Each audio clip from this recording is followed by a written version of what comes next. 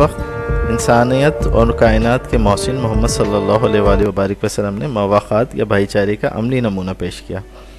وہ باہمی مدد اور تعاون کا عظیم شاہکار ہے۔ مسلمان ہو اور وفادار نہ ہو، مسلمان ہو اور مسلمان سے حسد کرے اور مقابلہ کرے، مسلمان ہو اور مسلمان کے خلاف ہتھیار اٹھائے، مسلمان ہو اور مسلمان سے تعصب برتے، یہ بات تو حضور صلی اللہ علیہ وآلہ وبارک وسلم ان کے صحابہ علیہم الرضوان جہنم کی نشانی گردانتے تھے۔ مگر کیا آج یہ تمام نشانیاں آج کے مسلمانوں میں عام نہیں؟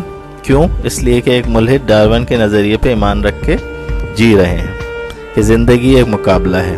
تو پھر جس کا ایمان حضور صلی اللہ علیہ وآلہ وبارک وسلم کی تعلیمات کے بجائے ملحد فلسفیوں کے نظریات پہ ہوگا تو پھر مسلمان والے کام بھی عمل سے ظاہر نہیں ہوں گے نا۔ یہی وہ کھلواڑ اور بگاڑ ہے جو انگریزی تعلیم نے ہماری نسلوں کے ساتھ کیا ہے۔ حالانکہ ڈارون کے فلسفے کو نسل پرستوں نے کالے